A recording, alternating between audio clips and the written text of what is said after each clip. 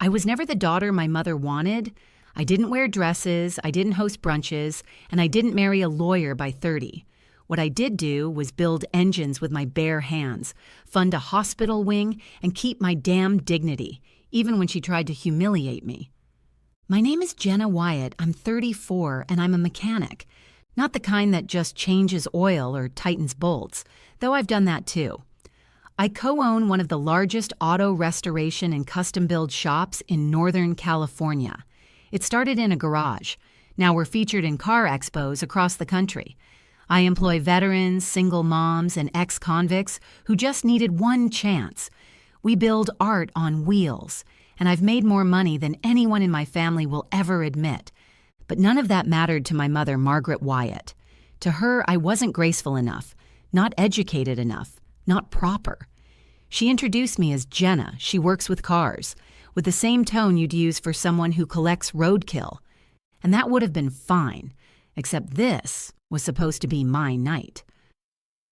We were seated at the long, polished dining table of the Silver Elm Country Club in a private room Mom had booked to celebrate the honorary dedication of a medical wing, named after her. She wore pearls. I wore jeans under a leather jacket because I'd come straight from work, grease under my nails, calluses on my palms, and a smile I knew she hated. The guest list was filled with names from the hospital board, the Rotary Club, and the old money circles Mom adored, but none of them knew the truth about the Margaret Wyatt Medical Wing. None of them knew it was my donation that made it possible, not even the guest of honor. I hadn't planned to say anything. I told the board I wanted the donation to be anonymous. My only condition was that it be used to expand the Pediatric Oncology Center. Kids should never be fighting cancer in crowded hallways. But then the moment came. The woman next to Mom, a hospital board trustee I barely knew, turned to me mid-meal and asked warmly, "So what do you do, Jenna?" Before I could speak, Mom waved her hand. "She's just a mechanic," she said, loud enough for the table to hear. A pause, a few chuckles. Someone cleared their throat. Then the trustee smiled, lifted her wine glass gently, and said the words that changed everything. "Mechanic? Oh no, she's the one who funded the entire wing we're celebrating tonight. The Margaret Wyatt wing? That was her donation." And in that second, everything stopped. Mom froze, her hand hovering midair, fork never making it to her mouth. Her face? Pale, motionless. I didn't say a word. I didn't need to. That single sentence was louder than anything I could have shouted. But if she thought that revelation was the end of it, she had no idea what was coming. Because this wasn't just about a dinner party. This was about a lifetime of being told I wasn't enough. And now I was done staying quiet.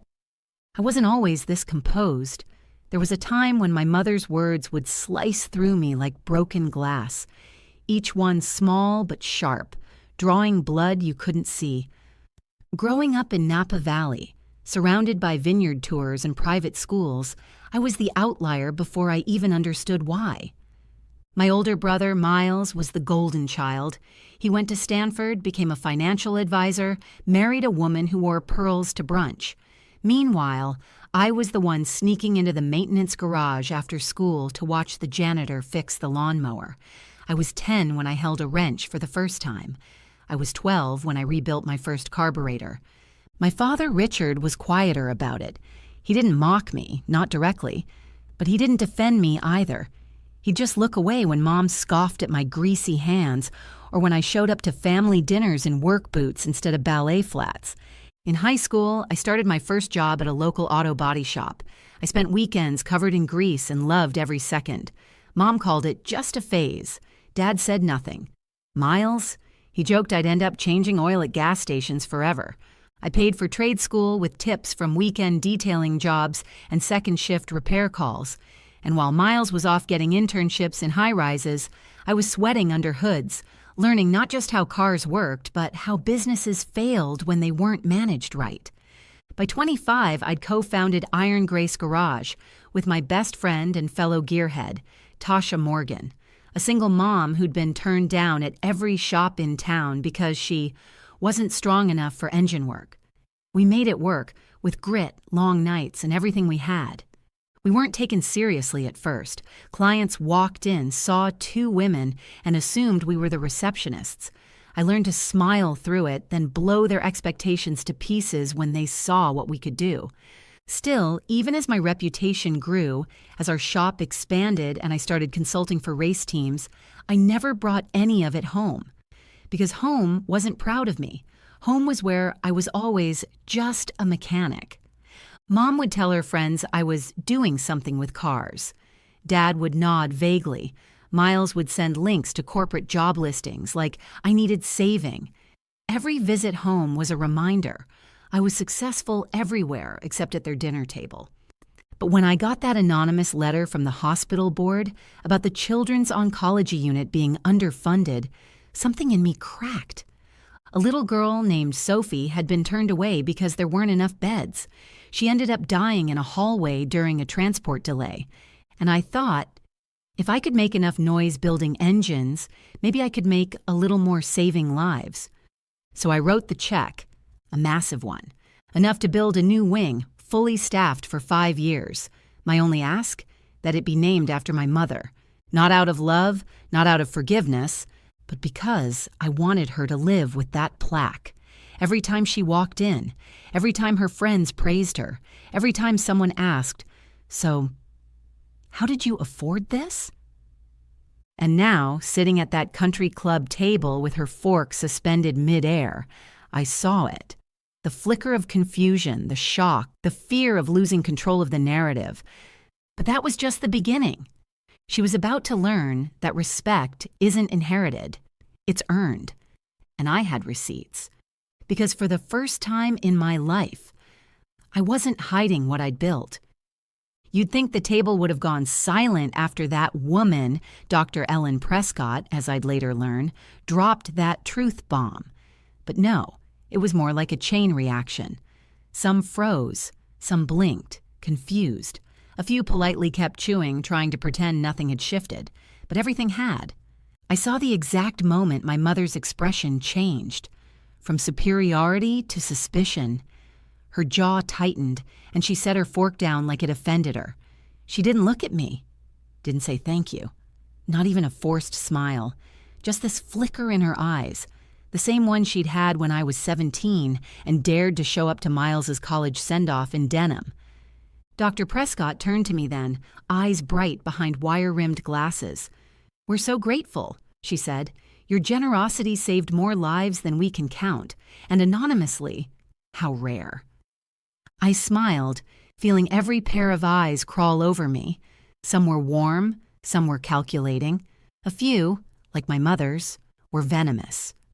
"Oh, Jenna didn't tell us that," Mom said with a shaky laugh. "She's always been so humble about her little projects." Little projects? I swear, even the waiter hesitated mid-pour. I leaned back, letting her scramble. I wasn't about to save her from this. She'd spent decades rewriting me into some half-formed disappointment, a daughter who made her cringe. But this wasn't her script anymore. "I didn't do it for credit," I said, locking eyes with her. "I did it because kids were dying in overcrowded hallways. It didn't feel like something to brag about." The trustee across from me, a man named Mr. Harlan, nodded. "It's people like you who change the game. We've had donors before, but never someone who asked for nothing in return. That wing's already helping families sleep at night."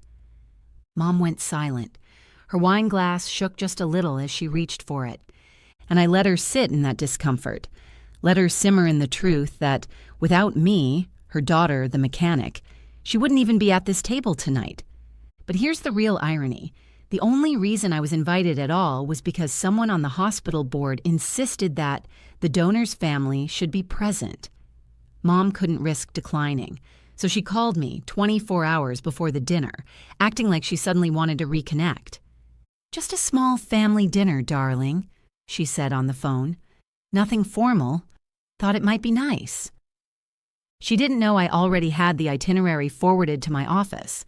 Didn't know I'd been monitoring the build progress of the wing I paid for. She thought she was throwing me a bone. No, Mom. You were walking into minefield you didn't even know I set. After the main course, people started mingling around the room, congratulating her, complimenting the family, asking me more questions. That's when Aunt Elise pulled me aside, sipping her cocktail like it was shielding her. "Is it true?" she asked. "You really paid for the whole thing?" I nodded. "Every cent." She stared at me a moment, then blinked. "Why name it after Margaret?" I hesitated. "Because she needs the praise more than I do." She smiled in that tight, pained way women do when they know exactly what you mean but wish it weren't true. "You've changed," she said. "You used to cry in the bathroom when she corrected you in public." "I don't cry anymore," I said simply. "I build, and when necessary, I build." Later, as dessert was being served, I overheard her again. My mother, whispering to one of the club wives at the end of the table. I had no idea she was behind it. She must have gotten lucky somehow. Mom and an inheritance from her father. The bitterness, the desperation. I almost felt bad for her. Almost. But here's the truth she'll never admit. My father left me nothing but silence. And I turned that silence into strategy, into fire, into something real. I built Iron Grace Garage with sweat and scraped knuckles. I expanded it by reinvesting every dime. I learned accounting on YouTube and marketing through trial and error. When the pandemic hit and we nearly folded, I sold my truck and lived in the office for 6 months just to keep payroll going. No one gave me anything, especially not her. The donation didn't come from privilege, it came from persistence. And while Mom still clung to her pearls and country club fantasy, she didn't realize the tide had shifted. People weren't just looking at her anymore. They were looking at me, and they liked what they saw. The irony? That very night, Dr. Prescott told me there was an opening on the hospital's advisory board, and that someone like me, with grassroots experience and an eye for business, might be exactly what they needed. Mom heard that offer. She dropped her spoon. "You can't be serious," she muttered. Dr. Prescott smiled, deadly. That was the night I stopped letting her define me. And it was just the beginning. I left the country club that night not with my head held high, but with my shoulders finally relaxed. It felt like I'd been bracing for impact my entire life, walking into every family function like a soldier entering enemy territory. But this time, I walked out untouched, victorious, and oddly calm. When I got back to the shop, the smell of engine oil, steel, and old leather welcomed me like home always should have. Tasha was still there, elbows deep in a '69 Mustang rebuild we'd been working on for months. She looked up, wiped her hands on a towel, and raised an eyebrow. "So, how'd it go?" I shook my head and laughed. "You ever see someone die inside without actually dying?" She grinned. "Your mom?" "Like a deflated balloon. Everyone found out. The board knows. The donors know. Some doctor announced it mid-salad." "Damn," she said, tossing the towel onto the workbench. "Wish I could have seen that." I sat down on the concrete floor, cross-legged like a kid. It didn't even feel good at first, just hollow. Like I'd waited my whole life for that moment, and when it came, she didn't even argue, just froze. "Because she knew she lost," Tasha said simply. "Women like that don't know how to fight when they can't use shame." That hit me deep. And maybe that's what it was. Mom had weaponized shame my entire life. The clothes I wore, the work I loved, the fact that I never fit her version of womanhood. She called it concern, but it was control. And for the first time, she couldn't control the narrative. Couldn't control me. I picked up a socket wrench and absent-mindedly twirled it in my hand. "You know," I said, "I don't think I made that donation just for the kids. I think some part of me wanted her to need me. Just once." Tasha didn't respond right away. She walked over, knelt beside me, and said, She did need you. She just couldn't admit it. And now the world knows. That's the part she can't handle. The next morning, my phone rang at exactly 7:04 a.m. Mom. For a moment, I just stared at the screen. Part of me wanted to ignore it. Another part of me, out of habit, still craved her voice, her approval, her something. I answered. Hello? A pause. Then her clipped voice. We need to talk. In person. No good morning, no thank you, just commands as usual. I sighed. About what? This stunt you pulled. I cut her off. Stunt? You're welcome, by the way. For the donation, for the wing, for everything. You should have told me, she snapped. You blindsided me. No, Mom, I said coldly. You've been blindsiding me since I was a teenager. You told your bridge club I worked in retail. You introduced me to strangers as the daughter who's still finding herself. You called my business a hobby. You spent your life pretending I was an embarrassment. Her voice trembled. You never saw me, I said, voice firm now. And now that the world does, you're panicking. She fell silent. Then, come to the house. Let's talk about how we move forward. That was code. Not for reconciliation, but damage control. She didn't care that the hospital knew. She cared that her friends did, that her name wasn't cleanly polished anymore, that there was a story behind the plaque. I'm busy, I said, running a business, the one you never asked about. You're still my daughter, she said, voice brittle.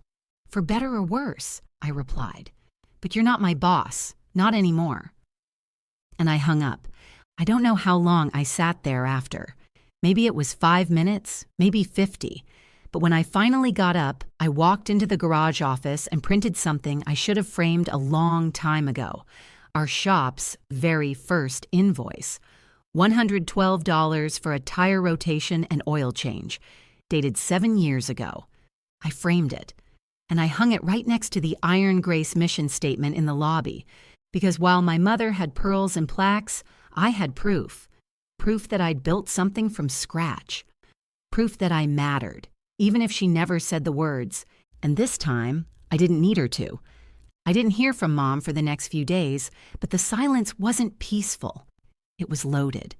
The kind of quiet that means phones are ringing behind closed doors, stories are being rewritten, and apologies are being forged not from guilt, but necessity. Then, on Saturday morning, the front door buzzer at Iron Grace buzzed 3 times. I was underneath a Camaro with a busted suspension and a deadline, but Tasha peeked out from the office and called, Jenna, you've got a visitor, fancy clothes, tight smile, guess who? I groaned and rolled out from under the car. Let me guess, Mom? Try again, she said. It's your brother. Oh, joy, and I wiped my hands with a rag and walked to the lobby. Sure enough, there stood Miles, in a tailored suit too expensive for his personality, holding a manila envelope and trying to look casual. Hey, sis, he said, trying for warmth. Got a minute? I crossed my arms. Depends. Are you here to shame me, bribe me, or guilt trip me? His smile faltered. Can we talk privately? Sure, I said, jerking my thumb toward the customer lounge, but don't expect AC or lattes. We sat across from each other, the sound of drills and classic rock humming in the background. Miles cleared his throat. Mom's a mess. Good. He exhaled like I'd just confirmed his worst fear. Look, I'm not saying what she did was right, but this public thing you pulled, it embarrassed her. I tilted my head. Funny, she didn't mind embarrassing me for 30 years. Every wedding toast, every holiday dinner, every time she called me grease monkey in front of people. But now that her reputation is bruised, suddenly there's concern. She didn't know about the donation, he said, like that somehow mattered. She didn't ask, I snapped. She never cared to ask what I built, and now that it's too big to ignore, she wants to spin it like I ambushed her. Miles shifted uncomfortably, then slid the envelope across the table. She's planning a press release.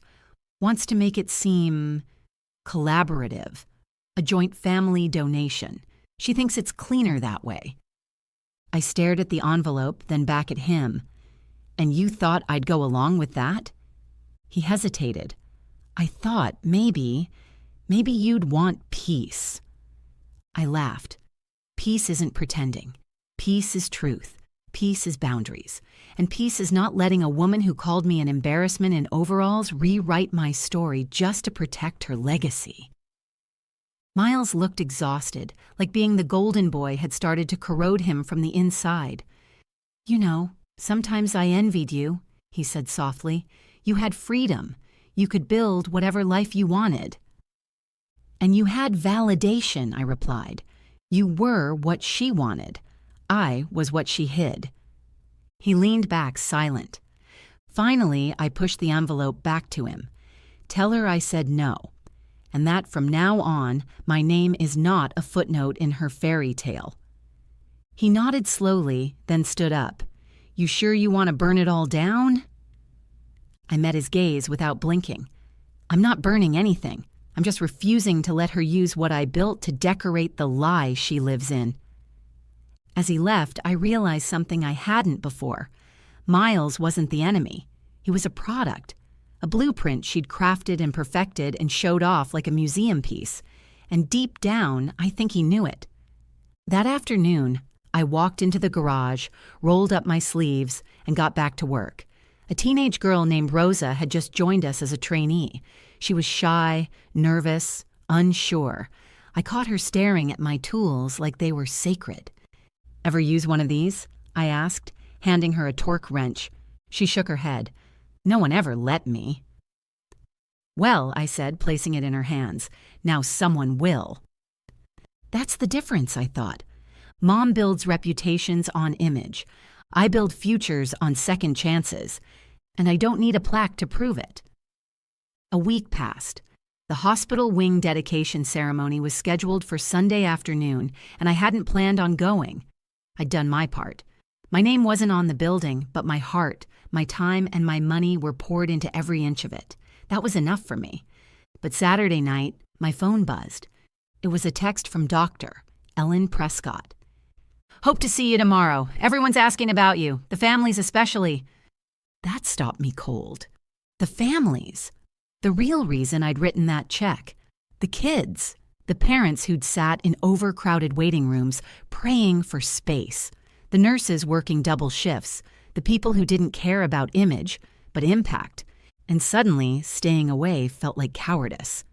So the next morning, I wiped the oil from under my nails, pulled on a navy blue blazer over my iron grace tee, and drove to St. Martin's Children's Hospital. The parking lot was packed. Balloons, news vans, local officials milling around. There was a small stage set up with folding chairs and a bright white banner draped over the side of the building. Grand opening, the Margaret Wyatt Pediatric Oncology Wing. The name still stung, but this time it didn't hollow me out. It reminded me that I had given them something real, whether Mom admitted it or not. I took a seat in the back row, unnoticed at first, and watched as speakers began the ceremony. Doctors praised the expansion, patients' families shared emotional stories, and administrators beamed about what this wing would mean for the community. Then came Mom. She walked onto the stage in a cream pantsuit, smiling like she'd just descended from a pedestal. Her speech was prepared, printed, and perfectly paced. I'm honored to have my name on this building, she said, voice dripping with poise, and deeply grateful to everyone who supported this vision. Our family believes in giving back. We believe in hope. I folded my arms. She was halfway through her well-rehearsed thank yous when a nurse tapped my shoulder. Are you Jenna? She asked. I nodded, unsure. Could you come with me for a second? I followed her into the wing's main hallway. New, bright, spotless. She led me to a small side corridor. There, mounted on a fresh ivory wall, was a separate plaque. Bronze. Beautiful. It read, This wing was made possible through the generosity and vision of Jenna Wyatt, founder of Iron Grace Garage, in honor of the children we couldn't save in time. I stood there, frozen. They insisted on the family name for the main building, the nurse said gently, but the board thought you deserved this. So did we. Dr. Prescott made sure it happened. I ran my fingers over the letters, and for the first time in years I felt seen, not as a symbol, not as a disappointment, but as a woman who made a choice and left something lasting. Back in the lobby, I heard clapping. Mom's speech was over. As people filed out, I didn't walk toward the crowd. I stood quietly beside the plaque. A few board members saw me. Dr. Prescott smiled and gave me a small nod from across the room. Then I saw Mom.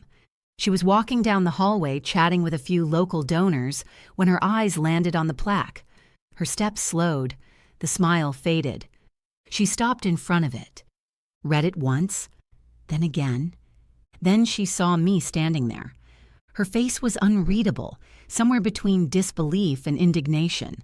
She opened her mouth, probably to say something clever, dismissive, maybe even venomous. But then one of the nurses called out, "Oh, you're Jenna! The kids' families are in the common room. They want to meet you." And suddenly, people began to notice. More eyes turned toward me. Donors, staff, a few local journalists. Not her, me. Mom stepped back like she was shrinking under the fluorescent light, and I walked past her, without a word, not in anger, not in spite, but with the quiet power of someone who didn't need permission anymore, because legacies aren't built on bloodlines. They're built on truth. And my name was no longer buried in the shadows. It was carved in bronze, right where it belonged. That night, after the hospital visit, I couldn't sleep. Not because I was upset, not even because of Mom, but because something had settled in me, something I'd been avoiding for years, a weight I didn't realize I was still carrying, a truth I'd tried to bury under all my success, all my silence, all my distance. So I got out of bed, made myself a cup of black coffee, and sat down at my kitchen counter. And then I did something I hadn't done since I was 19. I pulled out a notebook and started writing a letter. Not to the hospital, not to the board.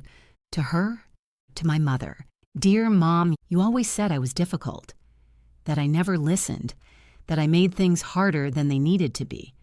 But you never stopped to ask why I was always pushing back. You thought it was rebellion, that I was just some wild girl with an attitude and a wrench. You never saw that all I wanted was for you to be proud. I used to listen at the top of the stairs when you bragged about Miles on the phone. He got another A. He's student body president. He's going to change the world." And I'd sit there, clutching my own small wins, the engine I rebuilt, the night I fixed a truck in the dark with nothing but a flashlight and stubborn hope. But you never asked. You never cared how dirty my hands were, only that they were dirty. I stopped inviting you to things because I got tired of watching your eyes glaze over when I talked about the shop, about torque ratios and supply chains and hiring my 10th employee. You never celebrated those milestones. You just asked if I'd ever get a real job. You saw grease. You didn't see grit. You saw calluses. You didn't see courage. And even now, after all of it, I don't think you ever really wanted to understand me. I think you just wanted to rewrite me. But I'm not your rough draft. I'm not your reflection. I'm me. And that's more than enough. You don't get to claim my story now. Not because I'm bitter, but because I finally understand something you never taught me. Loving yourself is louder than waiting for someone else's approval. I used to beg for your love in the language you spoke. Perfect posture, polite smiles, polished shoes. Now I speak in impact, in action, in steel and sparks and kids who get to go home because of a wing I built. I don't need you to say thank you. I don't even need you to say you're sorry. But I needed to say this. Because this silence between us, it's not grief anymore. It's clarity. You lost the right to narrate my life the day you refused to acknowledge it. I'm no longer angry. I'm free. Jenna. I didn't mail it. I didn't even put it in an envelope. I just folded the page once and tucked it inside my desk drawer beside my first business license. It wasn't for her, it was for me. Sometimes we write the words we needed to hear, not to change the past, but to release it. And for the first time, I slept peacefully, without waiting for her voice to tell me who I was, because now, finally, I knew. The next morning, she showed up at the shop, no call, no warning, just the sound of heels, expensive, impatient heels, clicking across our garage floor like they didn't belong there, because they didn't. I was under the hood of a '68 Camaro, tightening the carb bolts, when Tasha peeked into the bay and muttered, "Your mother's here." And she brought her attitude. I exhaled slowly and wiped my hands. I'd been expecting a storm. I just hadn't expected it to arrive in pearls and linen on a Tuesday. She stood near the front desk, arms crossed, lips pressed into a line so thin it looked like she was swallowing every insult she couldn't yet deliver. "Mom," I said, nodding once, "is this really where you work?" she asked, eyes darting around the garage like it was a crime scene. "There's oil on the floor." "Wouldn't be much of a garage without it," I said, flat. She looked like she wanted to sneeze the whole place out of her nose. "I need to speak to you," she said, privately. "No need," I said, stepping past her and leading her into the customer lounge. "You came here. My space, my rules." She followed reluctantly, sitting stiffly on the cracked leather chair like it might stain her judgment. She didn't waste time. "That plaque," she started. I held up a hand, number, "You're not going to start this like I owe you an apology." "You went behind my back," she snapped. "You humiliated me." "No," I said calmly. "I told the truth. The humiliation was optional. That part came from you." Her voice rose. "I spent my life building our family name. Do you know how hard I worked to earn respect in this community? And now people are whispering that you, some back alley mechanic, funded my legacy." "Because I did," I replied. "And it wasn't back alley. It was honest. It was earned. Every dime came from these hands you've mocked my entire life." She stood up, furious. "You don't understand the damage this has done?" "No," I said sharply. "You don't understand the damage you did. Every time you introduced me like I was your shame, every time you smiled through your teeth while telling people I tinkered with cars instead of acknowledging what I built, you rewrote me for years. Now the world finally read the truth." Her eyes flashed. "You think this makes you the hero?" "No," I said. "It makes me whole. You don't have to like it. You don't even have to be part of it." Silence. Real deafening silence. Then, in a low voice, she said, "People don't see women like you as successes, Jenna. They see you as temporary, rough, replaceable." I leaned in. Then maybe it's time they saw women like me exactly as we are. Permanent, powerful, unapologetic. She stared at me for a long time, trying to summon the control she always held, but it was gone now. Then she said, "I want my name off that building." I blinked. "Excuse me?" "I don't want to be attached to this narrative anymore. If you're going to be the face of it, then I want out." I nodded slowly. "Then you'll have to explain that to the board, because I'm not the one who chose your name to begin with. You can spin it however you like, but we both know the truth. You were gifted something you didn't earn." She turned to leave, trembling with rage, but before she reached the door, I called out, "Mom." She paused. "I didn't build this place to embarrass you. I built it because no one else would give me a place. I built it so I never had to ask for yours." She didn't respond, didn't look back. Just walked out, heels echoing across the floor, until the door slammed behind her. Tasha appeared beside me a second later, holding 2 mugs of coffee. "Well," she said, "that went how it needed to." I took a sip. Yeah, it did. The storm had come. and I was still standing. Not because I fought her, but because I finally stopped shrinking, and now there was no going back. The next few days felt different, lighter. For the first time in my life, I wasn't obsessing over what my mother thought. I wasn't rewriting texts or preparing myself emotionally for her snide comments or playing defense at family dinners. I wasn't hiding parts of myself to be easier to love. I was just me. And oddly enough, the world didn't collapse. In fact, the opposite happened. Emails started coming in from parents who'd heard about the plaque at the hospital. Some wrote paragraphs. Others just said, "Thank you. You saved my baby." A few even stopped by the shop with cookies or coffee, kids in tow, waving and smiling like I was someone worth knowing. I didn't expect the impact to ripple like that, but it did. One afternoon, a teenage girl walked in alone, clutching a manila folder and looking nervous as hell. I was under the hood of an old Bronco and peeked out. "You lost, sweetheart?" I asked, wiping my hands. "No," she said. "I'm here for the internship." Turns out her name was Haley, and she'd been trying to get a spot at our garage for 2 years. Her school counselor told her she was too soft for mechanics. Her dad said, "Women don't belong under hoods." But she saw the story about me in a local newsletter and decided she was done waiting for permission. "I figured," she said, voice shaking a little, "if you could do it, maybe I can too." That hit harder than I expected. I invited her in, sat her down, went through her application, which she'd handwritten and stapled crookedly. She had 0 experience, but she had fire. I hired her on the spot. As she followed me out into the garage, I said, "You'll get dirty. Your back will hurt. You'll get called sweetheart by greasy old men. You still want it?" She didn't even blink. "Yes, ma'am." That ma'am hit differently too. It wasn't out of fear. It was respect. And for the first time, I let myself take it in. I was someone worth respecting. That night, as I closed up shop, I got a call from a board member at St. Martin's Hospital. He sounded nervous at first. Apparently, Mom had already made a formal request to remove her name from the pediatric wing. She said she felt misrepresented, he explained awkwardly. I chuckled. "She feels exposed. Let her." He cleared his throat.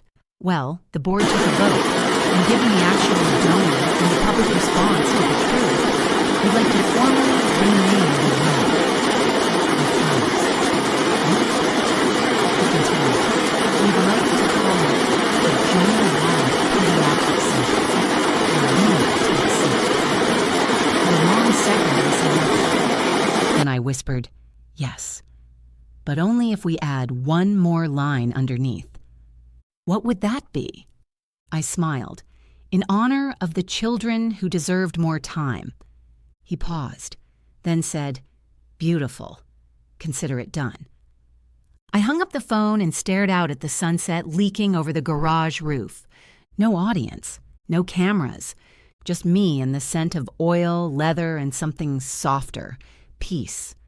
For years, I thought justice would come from my mother's apology, that if she ever looked me in the eye and said, "I was wrong about you," I'd finally be whole.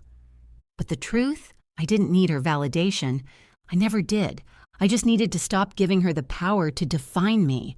And now, with her name gone from my story, and mine finally etched where it belonged, I felt something I hadn't in decades. Free, not to prove anything. Not to impress anyone, just free to exist, to build, to breathe, and to finally take up all the space I'd earned. It had been 2 weeks since the wing was officially renamed. They didn't throw a ceremony for it, no podiums, no speeches this time, just a quiet replacement of the signage and plaque. I visited on a Tuesday afternoon just before closing hours and stood in front of the new lettering for a long time. The Jenna Wyatt Pediatric Center. Beneath it, "In honor of the children who deserved more time." There was no crowd, no camera flashes, just a janitor mopping the hallway and a nurse pushing a cart. But for me, that quiet unveiling said more than any gala ever could. I ran my fingers along the engraving, not out of vanity, but reverence. This wasn't about me being celebrated. It was about me being seen, without having to shapeshift, apologize, or diminish myself. Afterward, I walked through the hallway and peeked into the common room again. Maya was there, sitting cross-legged on a beanbag chair, coloring another car. When she saw me, she lit up and shouted, "Miss Jenna!" like I was some kind of superhero. And honestly, for once I didn't flinch from the feeling. Maybe I wasn't in a cape, but I had built something that gave others a fighting chance. That had to count for something. I returned to the garage that evening and found Haley elbow deep in a disassembled carburetor, her brows furrowed in concentration. She was in her third week, and while she still had miles to go, the girl was a sponge, eager, precise, never afraid to ask questions. "You left one gasket loose," I said, walking up behind her. She looked up, wide-eyed. "Crap, I did." "Yep," I said, "but the fact that you caught it before turning it over? That's progress." She smiled, a little embarrassed. "I just want to be good." "You will be," I said, "but being great doesn't start with perfect hands. It starts with wanting to be here." She nodded, wiped her hands, and looked at me. "Your mom must be so proud." I blinked. There it was, that innocent assumption, still floating around out there in the world, that if you were successful, loved, helpful, or visible, then surely your family stood behind you like a wall of roses. "She's not really involved," I said gently. Haley's face fell. "Oh, I'm sorry." I shrugged. "Don't be. Some people won't clap for you until the crowd does. Some never will." There was a long pause before she asked, "Does it bother you?" I thought about that for a moment. Less than it used to. I spent years trying to earn love by shrinking myself. Now I know, if love needs you small, it's not love, it's control. That night, after locking up the garage, I found myself driving through Sycamore Hill, the fancy part of town where my parents still lived. I hadn't been up there in months, not since Christmas, and even then, I'd only stayed 15 minutes before Mom told me the shop smelled like a man's locker room with ambition. I parked across the street, engine off, and stared at the house I used to call home. It looked exactly the same. Pristine lawn, a wreath on the door, windows glowing with soft yellow light. But it felt like a museum now, full of exhibits I could never touch. I didn't go in. Didn't need to. I just sat there for a while, breathing. At some point, the porch light flicked on and a shadow moved behind the curtain. Maybe she saw me. Maybe she didn't. It didn't matter. Because I didn't drive up there for her. I drove up there for me, to prove that I could sit across from the life I was never invited to join and not ache for it anymore.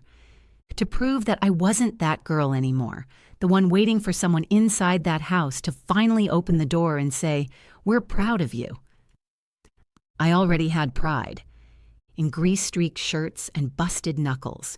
In kids who called me Miss Jenna, and girls who now dared to believe they belonged under the hood. In a legacy not bought with charm or convenience, but forged from sweat, guts, and stubborn grace.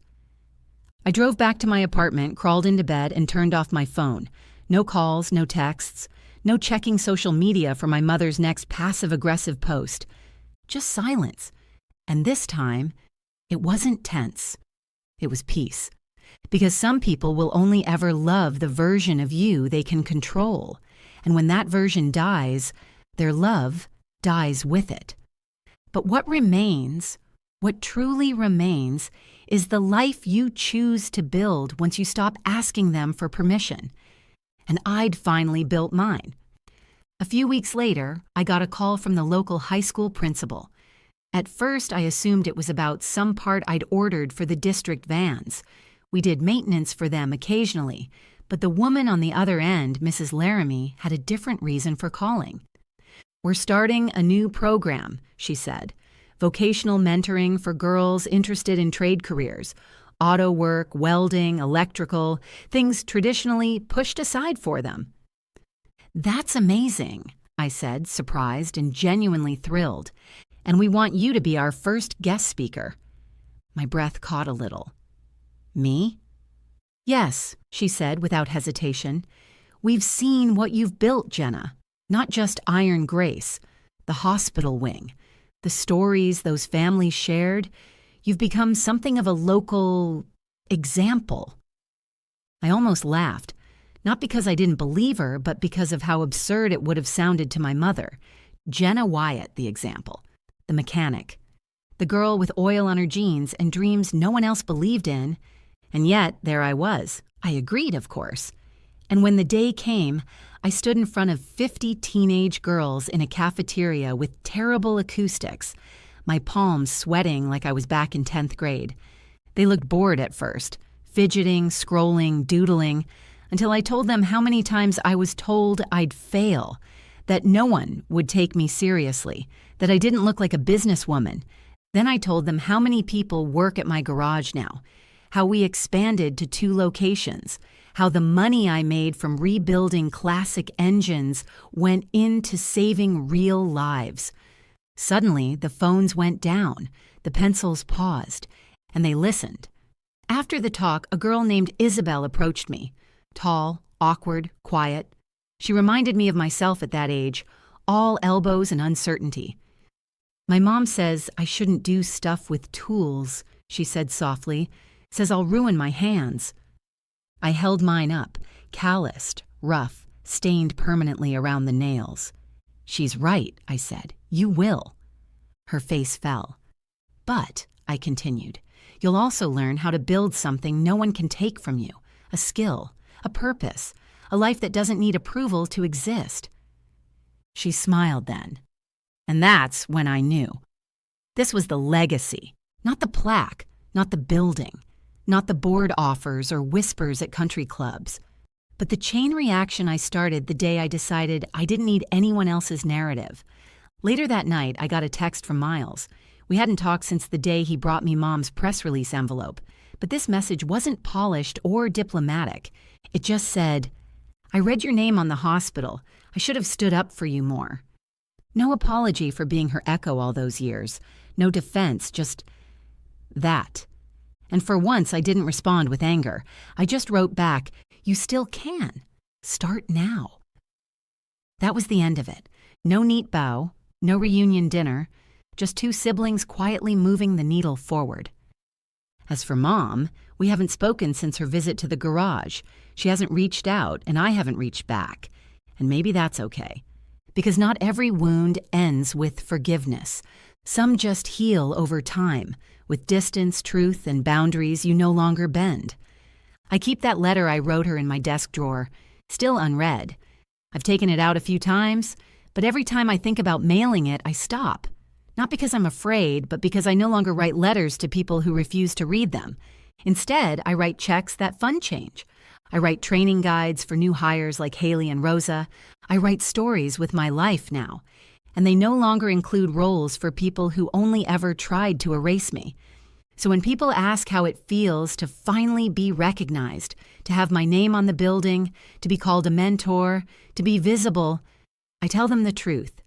It feels like breathing without apology, like turning a key in an engine you rebuilt yourself, like finally taking your hands off the wheel and realizing the road beneath you was always yours.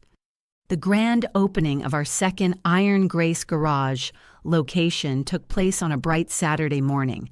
The new space was twice the size of the original, clean, sunlit, and humming with possibility. Haley helped cut the ribbon.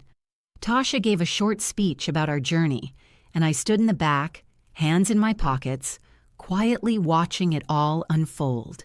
We had veterans, high school interns, single moms, and women with criminal records on staff, people who'd been told they'd never amount to anything, now running diagnostics like pros and welding frames with the precision of artists. No pearls, no pedigree, just purpose. I caught my reflection in the glass door and smiled, not because I looked polished, my shirt had a grease smudge and my jeans were torn at the knee, but because I looked whole. I was no longer chasing anyone's approval. I was building something from the ground up, the same way I had with every busted car that came into the shop, piece by piece, wound by wound, grit by grit. A few customers came by that day who'd never been to the original location. One of them, a man in his 60s with a soft Southern accent, asked, "So you're really the owner?" "Sure am," I said, nodding. He looked surprised. "You don't look like an owner." I laughed. "That's funny. I get that a lot." But before he could say another word, Haley stepped in beside me and said with a fierce kind of pride, "She's not just the owner.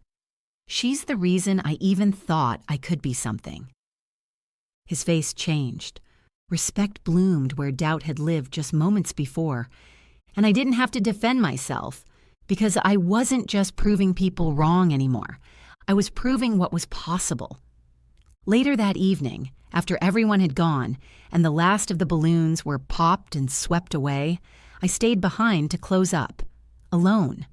Like I used to in the early days, the silence wasn't lonely, it was familiar, like an old friend.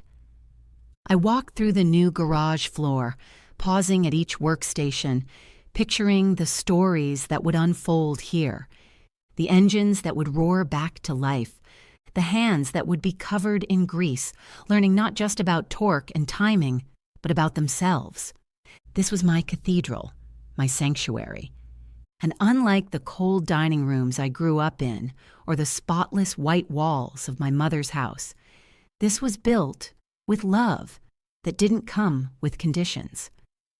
Before I turned off the lights, I walked over to the wall where we'd just hung a new frame. Inside was a photo of the first hospital wing. Next to it, a photo of Rosa, Haley, and me rebuilding an old Mustang. And underneath it all, a small engraved sign that read, "Built from scratch, built with grace." That was my story. Not the one my mother told, not the one Miles tried to edit, but mine. Because I was never just a mechanic. I was a builder. Of engines, of businesses, of lives, of futures, of myself. And when you've built yourself from scratch, you don't need permission. You don't need pearls or praise. You just need space to grow, hands willing to work, and the courage to stay standing when the world tells you to sit down. I flipped the last light switch, locked the front door, and walked into the night with my head high, my heart steady, and the knowledge that every empire worth anything begins in a garage, with a girl no one believed in, except herself.